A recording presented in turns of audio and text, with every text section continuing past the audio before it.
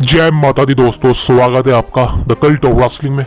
Please subscribe the cult of wrestling for the latest news about WWE।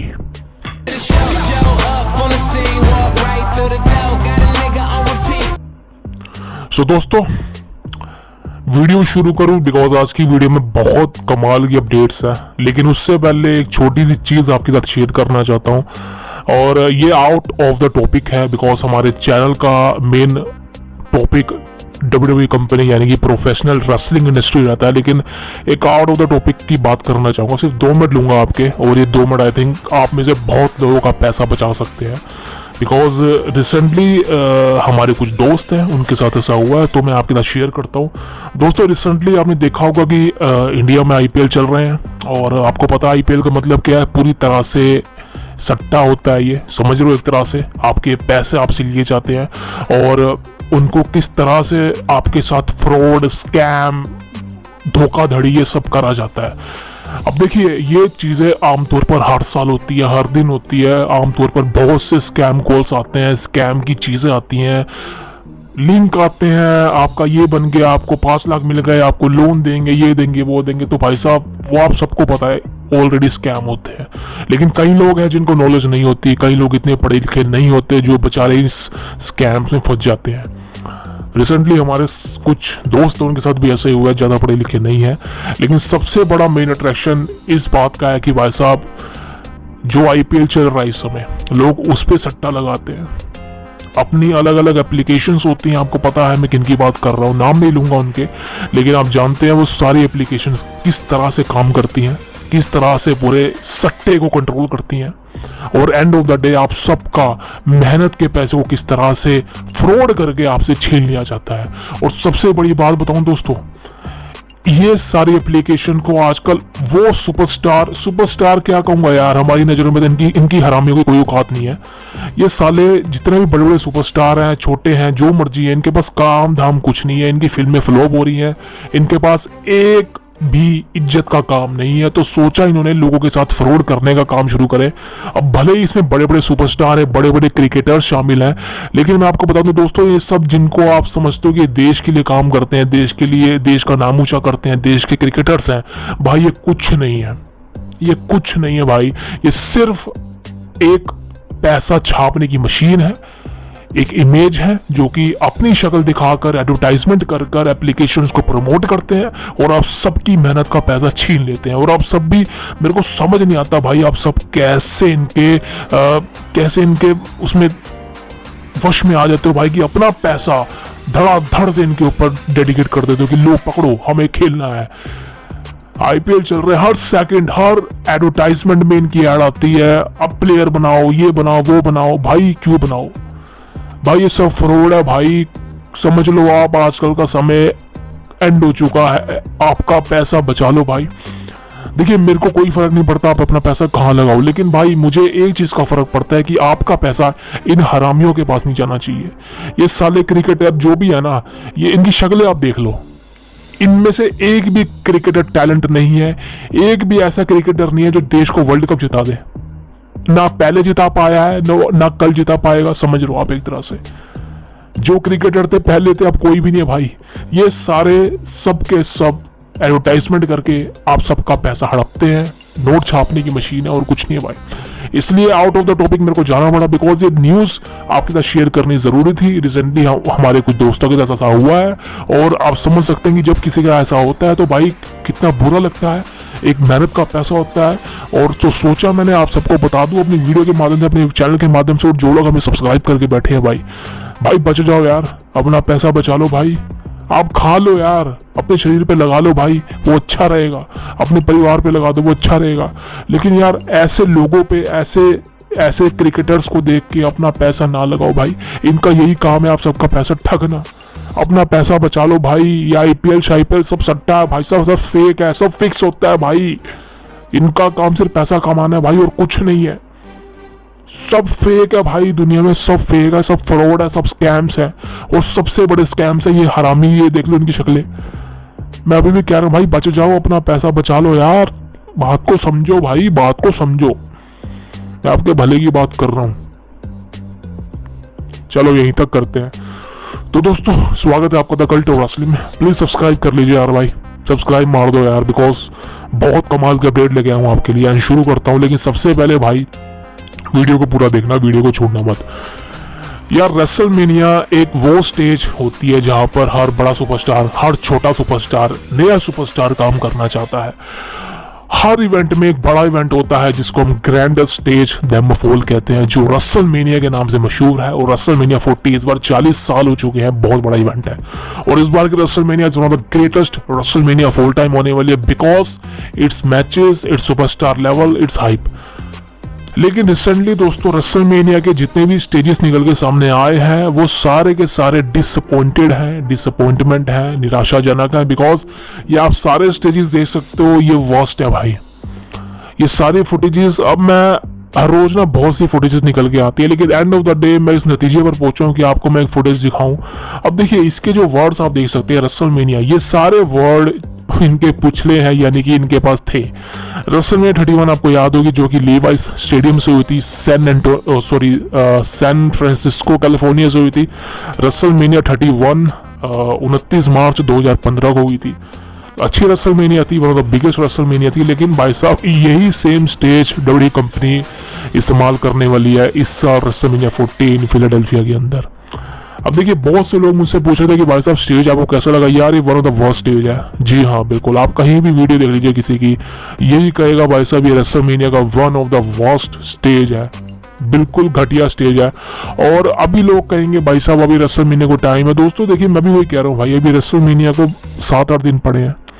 हो सकता है कि डब्ल्यूडब्ल्यूई कंपनी अनएक्सपेक्टेड चीज कर जाए, जो हमें सोचा हो वैसा ना हो। बिकॉज आमतौर पर डब्ल्यूडब्ल्यूई कंपनी रेसलमेनिया से 3-4 दिन या 5 दिन पहले ही कंस्ट्रक्शन को स्टार्ट कर दिया, लेकिन 10 दिन पहले ही डब्ल्यूडब्ल्यूई कंपनी ने यहाँ पर कंस्ट्रक्शन को स्टार्ट कर दिया फिलाडेल्फिया के अंदर, स्टेडियम के अंदर रेसलमेनिया के स्टेज को बनाने में। तो आई थिंक कुछ ना कुछ बड़ा हो सकता है।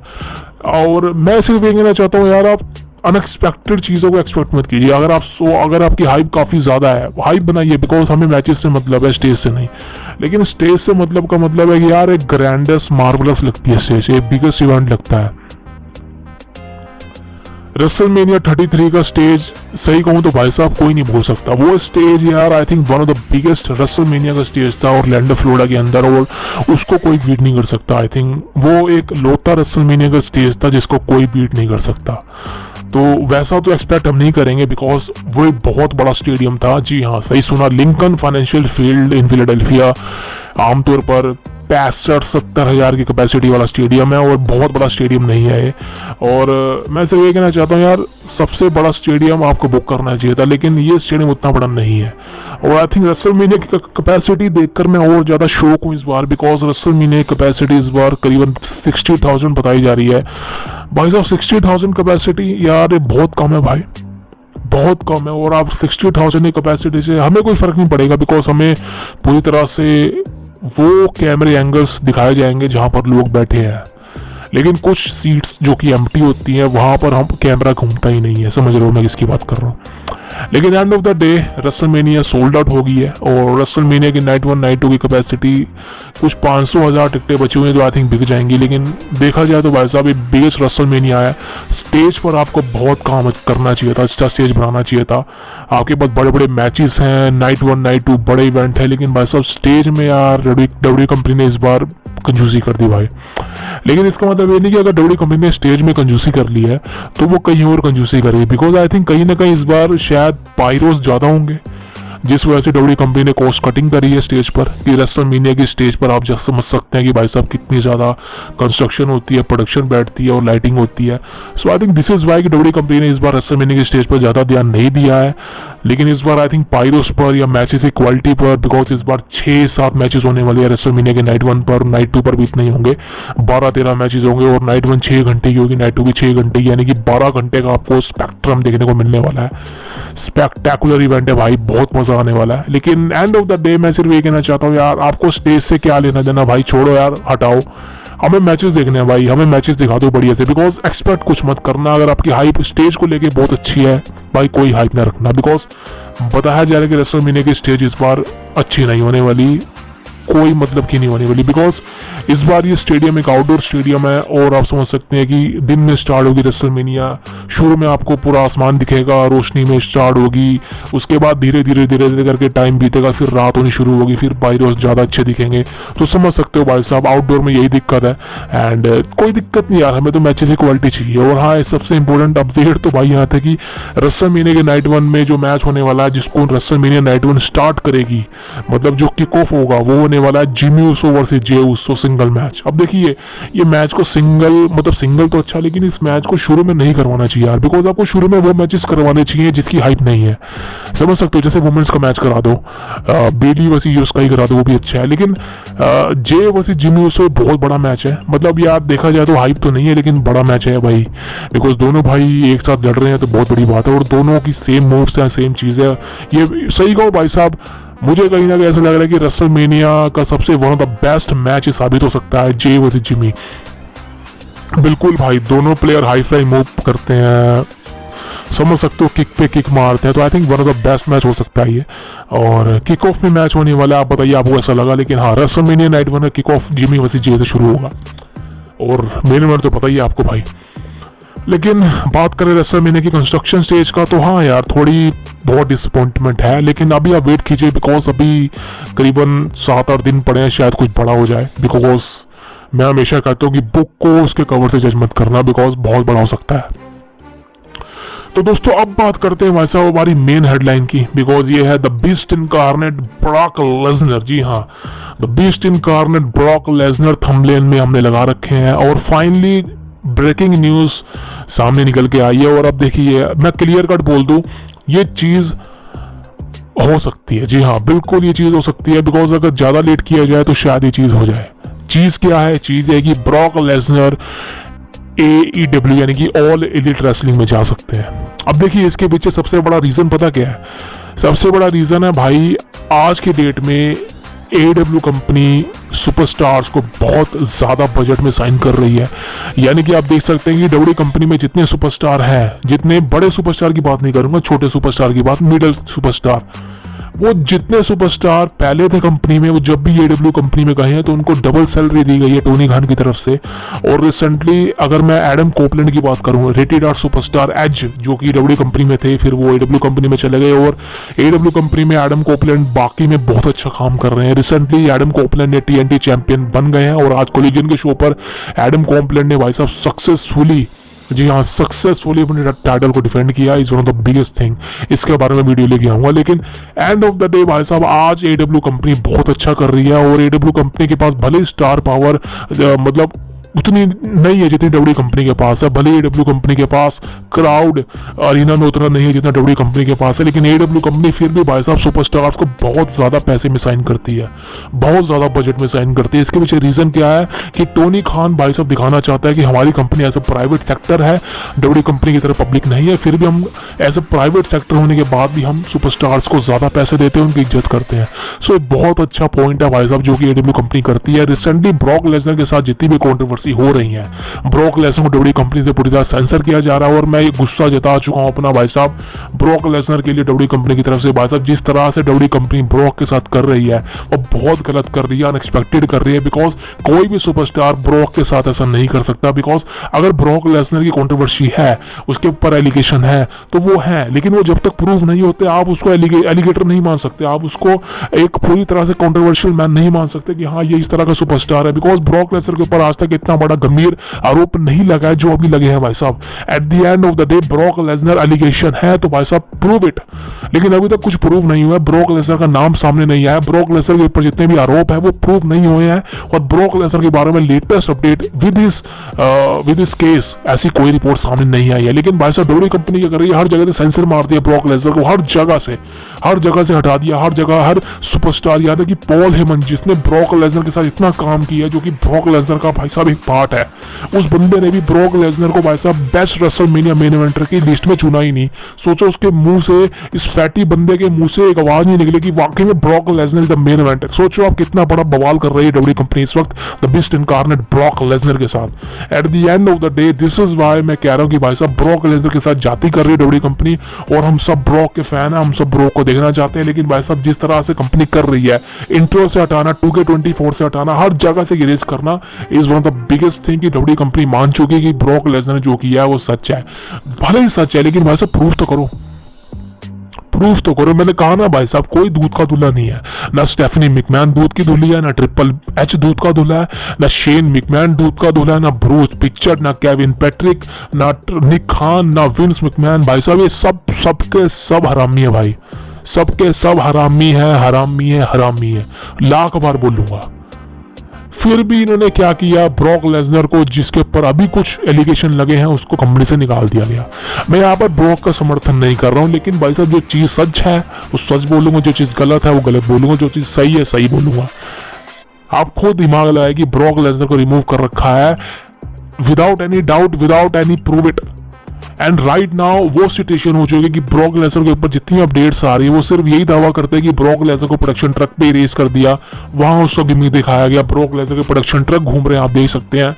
यार ये चीजें ना, ये चीजों तो कोई फर्क नहीं पड़ता। अब डब्ल्यू कंपनी क्या कर रही है, वो एक तरह से रेसलमेनिया की हाइप बना रही है कि ब्रॉक लेसनर रेसलमेनिया 40 में आने वाले हैं, ब्रॉक लेसनर रेसलमेनिया 40 में आकर सरप्राइज रिटर्न कर सकते हैं। And this is our next news is कि रेसलमेनिया 40 में एक सरप्राइज अपीयरेंस हो सकती है। अब वो सरप्राइज अपीयरेंस किसकी है, क्या वो बीस्ट ब्रॉक लेसनर की हो सकती है? देखिए ग्लिचेस सेम है, बिकॉज लास्ट वीक जब रॉ कोडी पर अटैक कर रहा था, ब्रॉक लेसनर का प्रोडक्शन ट्रक था जिसको ब्लर कर दिया गया था, एंड उसी अगले दिन ब्रॉक लेसनर के प्रोडक्शन ट्रक आपको रोड पर दिखते नजर आएंगे, चलते नजर आएंगे। बिकॉज डब्ल्यू कंपनी जब ब्रॉक लेसनर को हर जगह से रिमूव कर चुकी है तो ब्रॉक लेसनर को प्रोडक्शन ट्रक से रिमूव क्यों नहीं करा भाई? ये तो बहुत आसान काम था लेकिन नहीं करा। एंड दिस इज वाई कि डब्ल्यू कंपनी हाइप बना रही है कि ब्रॉक लेसनर का सरप्राइज अपीयरेंस होगी रेसलमेनिया 14 फिलाडेल्फिया के अंदर। आप देखिए ना, काफी ज्यादा इंटरेस्टिंग होगा कि ऐसा होता है, बिकॉज मैं चाहता हूँ हो जाए भाई, करवा दो, दिस इज इंपॉर्टेंट थिंग। लेकिन एंड ऑफ द डे ये चीजें कहीं ना कहीं अनएक्सपेक्टेड है, बिलीव करना मुश्किल है, बिकॉज अभी डब्ल्यू कंपनी ऐसा कुछ नहीं कर रही है। बिकॉज वेट करना होगा, मंडे नाइट होगा, बिकॉज अब जब मंडे नाइट होगी नेक्स्ट वीक, वहां पर ब्रुकलिन में अगर ब्रॉक लेसनर के बारे में सेम सिचुएशन होती है कि ब्रॉक लेसनर के द्वारा ट्रक दिखाई जाते हैं, ब्लर करे जाते हैं, तो भाई साहब क्लियर कट मान लेना कि ब्रॉक लेसनर रेसलमेनिया 40 में आने वाला है सरप्राइज अपीयरेंस में। ये बात मैं भी मानता हूं। But the important thing is, क्या वाकई में ब्रॉक लेसनर आने वाले हैं या फिर वो AEW कंपनी में जाने वाले हैं? अब देखिए बात है डब्ल्यू कंपनी की ओवर करता हूं, बिकॉज मेन मोटिव इज आपको वेट करना पड़ेगा next week of Monday night raw का, बिकॉज वहीं पर सारी चीजें क्लियर होंगी। अगर ब्रॉक लेसनर को दोबारा से दिखाया गया, कोई ईस्टर एग देखने को मिला, कोई सस्पेंस देखने को मिला ब्रॉक की इमेज, तो मान लेना भाई साहब ब्रॉक लेसनर सही में रेसलमेनिया में आने वाला, डेट फॉर शो। अब बात करते हैं भाई साहब ब्रॉक लेसनर के AEW कंपनी में जाने के कितने चांसेस हैं। दोस्तों देखिए, ब्रॉक लेसनर के अभी AEW कंपनी में जाने के चांसेस ना के बराबर है। जी हाँ, खुश हो गए, मान लो खुश हो जाओ, बिकॉज ब्रॉक लेसनर को AEW कंपनी साइन तो कर लेगी। बिकॉज मैं आपको सही कहूँ कि टोनी खान तो भाई साहब इस आड़ में होगा कि ब्रॉक कब भाई साहब को टोनी को कॉन्टैक्ट करें कि मैं आना चाहता हूँ। देखिए ब्रॉक लेसनर बिल्कुल, ब्रॉक लेसनर तो चाहे भाई साहब डब्ल्यू कंपनी में जितना उसको अगर एलिगेशन प्रूव हो गए या फिर ज़्यादा लंबे समय तक ब्रॉक को नहीं बुलाया गया, तो माय पर्सनल ओपिनियन कि ब्रॉक लेसनर वैसा AEW कंपनी में जा सकता है, because Brock Lesnar is the money. Brock Lesnar को चाहिए पैसा और टोनी खान उसको डब्ल्यू कंपनी से डबल पैसा दे सकता है। ये बात मैं लिख के दे रहा हूं। अगर ब्रॉक लेसनर बोले टोनी खान को कि भाई साहब तू मेरे को इतना पैसा दे, तो टोनी खान कहेगा भाई साहब ले चेक, तू सिर्फ 0 लगा। This is the line that Tony Khan has to say to face of the beast incarnate Brock Lesnar. That for sure. ऐसा हो सकता है कि ब्रॉक लेसनर को मुंह मांगी कीमत टोनी खान प्रेजेंट कर दे AEW कंपनी में आने के लिए, और ब्रॉक लेसनर मान भी जाएगा भाई साहब, बिकॉज आपको पता है कि ब्रॉक लेसनर के पास अभी फिलहाल अपने फार्मर है वो ब्रॉक लेसनर, और रिसेंटली वो जो भी काम करते हैं अपनी फैमिली के लिए करते हैं। लेकिन रिसेंटली रेसलिंग में अगर होते तो पैसा छापते, लेकिन अभी वो रेसलिंग में नहीं है। और आपको पता है कि W company I don't think so कि ब्रॉक को पे भी कर रही होगी कुछ, because is a part timer. So Tony Khan ही एक ऐसा बंदा है जो कि ब्रॉक लेसनर को मुंह मांगी कीमत दे सकता है, डब्ल्यू कंपनी से डबल ट्रिपल पैसा दे सकता है, जो वो दे भी रहा है भाई साहब सुपरस्टार्स को। सो ब्रॉक तो बहुत बड़ी चीज है and is the biggest name in UFC, professional wrestling, WWE, sports entertainment industry, that for sure. अब बात करें भाई साहब ब्रॉक मानेगा। अब दोस्तों देखिए, नेक्स्ट ईयर रेसलमेनिया 41 होने वाली है मिनियापोलिस मिनेसोटा के अंदर। जी हाँ, वही मिनियापोलिस जो कि ब्रॉक लेसनर का होम टाउन है, वहीं ब्रॉक लेसनर ने शुरुआत करी थी, एनसीडब्ल्यू टाइटल जीता था, शुरुआत करी थी, और ब्रॉक लेसनर वहीं के सुपरस्टार है, उनका होम टाउन है।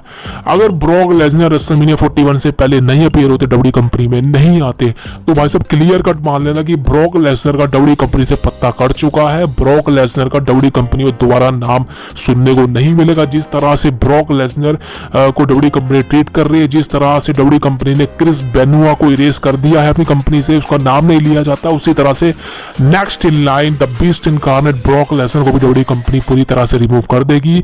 और रेसलमेनिया 41 हो 42, ब्रॉक कभी भी नहीं आएगा। तो आपको वेट करना होगा रेसलमेनिया 41 से पहले का, बिकॉज अभी भी ब्रॉक के चांसेस हैं कंपनी में आने के। मैं ये नहीं कहूंगा कि ब्रॉक के चांसेस नहीं है, अभी भी हैं ब्रॉक के चांसेस। सो अभी तो आप 90%, जी हाँ 90% चांसेस है कि ब्रॉक लेसनर डब्ल्यू कंपनी में ही आएगा और रेसलमेनिया 41 से पहले आ जाएगा, बिकॉज रेसलमेनिया 41 में उसका मैच होगा। अब वो लास्ट मैच तो मुझे नहीं पता, लेकिन भाई साहब मिनियापोलिस में ब्रॉक होगा। सो अभी आप ये माने कि ब्रॉक लेसनर को डब्ल्यू कंपनी में रिटर्न होगा, दैट फॉर श्योर। और आई थिंक रेसलमेनिया 40 में भी हो सकता है इस बार, जिसके चांसेस ज्यादा है। लेकिन अब बात करें, अगर रेसलमेनिया 41 में भी ब्रॉक का रिटर्न नहीं होता या ब्रॉक के बारे में न्यूज नहीं आती, तो भाई साहब आप क्लियर कट मान लेना कि ब्रॉक लेसनर एडब्ल्यू कंपनी में जाएगा। बिल्कुल भाई साहब, बड़े से बड़ा सुपरस्टार गया है भाई साहब, स्टिंग गया है, रिक फ्लेयर गया है, माइक टाइसन भी गया है, क्रिस जेरिको गया है, सारे सुपरस्टार गए हैं। अभी की रिसेंटली बात करो, as the retired superstar Edge, यानी कि एडम कोपलैंड भी भाई साहब चला गया। सोचो, because the main reason is कि एज एडब्ल्यू कंपनी में क्यों गया है, बिकॉज डब्ल्यू कंपनी में एज पार्ट टाइमर नहीं परफॉर्म करना चाहता था, वो ऑल टाइम देना चाहता था। एज चाह रहा था कि डब्ल्यू कंपनी उसको बुक करे, उसको हर इवेंट में लड़वाए, बिकॉज एज चाह रहा था कि मैं लड़ूं, लेकिन डब्ल्यू कंपनी उनको मौका नहीं दे रही थी। विंस मैकमैन तो फिर भी एज को अच्छा बुक करा था, लेकिन मतलब ट्रिपल एच ने तो पूरी तरह से बंदे को खत्म ही कर दिया है। एज को पूरी तरह से कॉन्ट्रैक्ट ऑफर नहीं किया, और एज का यही मतलब था कि मैं डब्ल्यू कंपनी के साथ करूंगा क्या। तो आई थिंक एज का उस समय मैं बोल रहा था कि एज ने गलती कर दी एडब्ल्यू कंपनी में जाके, लेकिन आज मैं दिल ठोक के कहता हूँ कि द रेटेड सुपरस्टार ने भाई साहब जिंदगी का सबसे बढ़िया काम किया कि डब्ल्यू कंपनी के साथ रिसाइन नहीं किया था और एडब्ल्यू कंपनी में जाकर जुड़ा, साइन करा और वहां पर TNT चैंपियनशिप जीती। और आज एडम कोपलैंड भाई साहब जिस तरह से मैचेस डिलीवर करते हैं, मैं तो ये देख के हैरान हूं भाई साहब कि आज एडम कोपलैंड किस तरह से मैचेस डिलीवर करता है भाई साहब, इस एज में भी 50 साल का हो चुके हैं भाई साहब। और आई थिंक मैं सिर्फ ये कहना चाहता हूँ, माय फेवरेट सुपरस्टार अगर कोई परफॉर्मर है इस एज में, वो भाई एडम कोपलैंड है। सही कह रहा हूँ भाई साहब। तो आप खुद सोचो, आपको इतने सारे पॉइंट बता दिए मैंने कि ब्रॉक लेसनर भाई साहब डब्ल्यू कंपनी में आएगा, लेकिन द मेन रीजन है कि 10% जो चांसेस है वो डब्ल्यू कंपनी का है, बिकॉज अगर डब्ल्यू कंपनी की तरफ से पूरी तरह से ना हो गई, सो वाकई में ब्रॉक लेसनर आपको डब्ल्यू कंपनी में देखने को मिलेंगे। और अब आप कहेंगे कि वाकई में ब्रॉक डब्ल्यू कंपनी में जाएगा और ब्रॉक लेसनर को आप देखेंगे ऑल इंडिया रेसलिंग में। भाई साहब मैं तो देखना चाहूंगा, बिकॉज ब्रॉक लेसनर को आपने हार्डकोर रेसलिंग करते देखा तो होगा डब्ल्यू कंपनी में, ब्रॉक लेसनर को आपने ब्लडी मैचेस परफॉर्म करते नहीं देखा भाई साहब। और सही कहूं, एडम कोपलैंड जिस तरह से भाई साहब मैचेस डिलीवर कर रहे हैं डब्ल्यू कंपनी में, ब्रॉक लेसनर तो भाई साहब वो तो सोचो क्या क्या कर देगा। सो ऐसे कुछ सुपरस्टार है डब्ल्यू कंपनी में जिनको पूरी तरह से बुक नहीं किया जा रहा। मैं उनके लिए एक पर्टिकुलर वीडियो लाऊंगा और आई थिंक मेरे हिसाब से उन सबको डब्ल्यू कंपनी में चले जाना चाहिए, बिकॉज एक तो पैसा डबल मिलेगा, ऊपर से उनको अपने अनस्क्रिप्टेड जाने का मौका मिलेगा और कमाल के हार्डकोर मैचेस देखने को मिलने वाले हैं। So that for sure. लेकिन दोस्तों अभी के हिसाब से आप ये मान लें कि ब्रॉक लेसनर का रिटर्न डब्ल्यू कंपनी में ही होगा, इसके चांसेस बहुत ज्यादा, बिकॉज मुझे नहीं लगता कि TKO, इंडेवर ये इतना बड़ा रिस्क लेंगे कि ब्रॉक लेसनर जैसा बड़ा नाम, वो भी एक एलिगेशन की वजह से जो प्रूव भी नहीं हुए हैं। इतने बड़े एलिगेशन नहीं है भाई, कोई ब्रॉक लेसनर ने किसी को मार नहीं दिया, समझ रहे हो। सो ये वो चीज नहीं है, मारा नहीं पीटा नहीं, लड़ाई नहीं की, समझ रहे हो यार। सो ये मान लीजिए कि सारा डिसीजन इंडेवर ही लेगा। ट्रिपल एच ही भाई, अगर आप सोच रहे हो ना कि ट्रिपल एच डिसीजन लेता है, अबे ट्रिपल एच की कोई औकात ही नहीं है, ट्रिपल एच की कोई औकात नहीं है भाई, ट्रिपल एच जीरो है, कोई औकात नहीं ट्रिपल एच की। ट्रिपल एच सिर्फ कंटेंट देता है, ट्रिपल एच सिर्फ मैच बनाता है, ट्रिपल एच डिसीजन नहीं देता, डिसीजन TKO लेता है, इंडेवर लेता है भाई। समझ रहे हो? तो ब्रॉक लेसनर को लाने या ना लाने का सारा डिसीजन एंडेवर लेगा। और मैं आपको बता दूं, ब्रॉक लेसनर और डेना वाइट जो कि यूएफसी का प्रेसिडेंट है, बहुत अच्छे रिलेशन है भाई इन दोनों के, समझ रहे हो? तो this is the main reason कि ब्रॉक लेसनर का डब्ल्यू कंपनी में रिटर्न होगा और एंडेवर के थ्रू ही होगा। और सबसे द मेन रीजन ये है कि बिकॉज आपको पता होगा मैट रिडल को डब्ल्यू कंपनी से रिलीज करने का कारण सबसे बड़ा है डेना वाइट, बिकॉज यूएफसी के अंदर डेना वाइट और मैट रिडल के रिलेशन सही नहीं थे। और दिस इज वाई जब यूएफसी और डब्ल्यू कंपनी का मर्जर हुआ, डेना वाइट ने पूरी तरह से मैट रिडल को निकलवा दिया, समझ रहे हो? लेकिन डेना वाइट और ब्रॉक लेसनर बहुत अच्छे दोस्त हैं, फ्रेंड है, रियल लाइफ फ्रेंड है। और Brock Lesnar is the biggest name. मैं अभी भी कह रहा हूँ कि वो कंपनी में आएगा, दैट फॉर श्योर। तो आज की वीडियो बहुत लंबी हो चुकी है, लेकिन ये पॉडकास्ट था। लेकिन भाई साहब मैं सिर्फ ये कहना चाहता हूँ यार, वीडियो को पूरा देखना, मजा आएगा। And please subscribe the channel please guys, बहुत मेहनत करते हैं यार आपके लिए, समझ रहे हो यार? वीडियो एडिटिंग करते हैं, बहुत टाइम लगते हैं यार, तो आप प्लीज किसी तरह से सब्सक्राइब मार दो यार, बिकॉज मैं आज अपना सारा कुछ यूट्यूब चैनल पर देख रहा था। लेकिन यार आप में से बहुत से लोग हैं जो चैनल को सब्सक्राइब नहीं करते लेकिन वीडियो देखते हैं। आप वीडियो देखें यार, कोई दिक्कत नहीं, लाइक डिसलाइक आपके हाथ में है। लेकिन भाई साहब सिर्फ एक ही चीज़ कहना चाहता हूँ यार, वीडियो को लाइक जरूर कर दें अगर आपको पसंद आई, लेकिन यार चैनल को सब्सक्राइब मार दीजिए यार। अगर आप वीडियो देख के चैनल से चले जाते हैं ना, बहुत बुरा लगता है यार। मुझे पता चल जाता है भाई, आपको लगता होगा मुझे पता नहीं चलता, लेकिन यार आपके भाई को सब पता चल जाता है भाई साहब किन्होंने वीडियो देखी है और किन्होंने सब्सक्राइब नहीं किया है। तो सिर्फ मैं यही कहना चाहता हूँ यार, आपकी मर्जी है लेकिन आपका प्यार मिल जाएगा भाई, सब्सक्राइब मार दो यार अपने भाई को। एंड कल तो रेसलिंग में दोबारा मिलेंगे, तब तक के लिए जय माता दी, अपना और अपने माँ बाप का ध्यान रखिए। See you tomorrow guys, thank you very much, thank you.